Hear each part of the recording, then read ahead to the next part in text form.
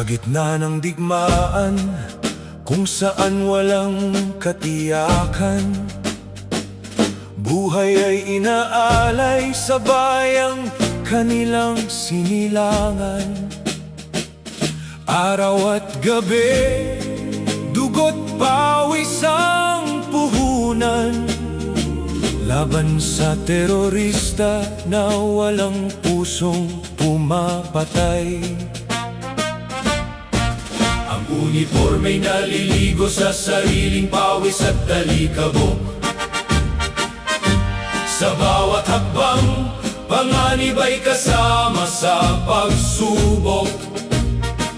Malayo sa pamilya na labis na nangungulila at di mapakali sa pagtulog. Hindi alam kung bukas pa'y makikita ang araw sa paglubog.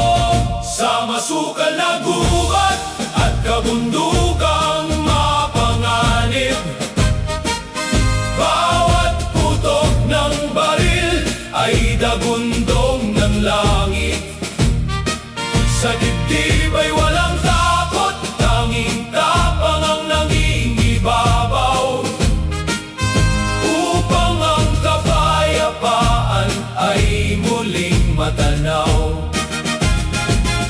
Ang tiyan ay madalas na kumakalam sa gutom, sa gitna ng putikan at mga sugat na hindi naghihilom.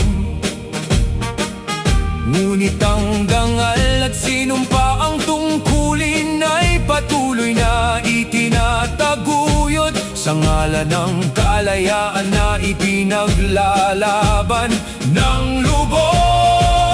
Sa masukal na gubat at kabundukang mapanganib, bawat putok ng baril ay dagundong ng langit.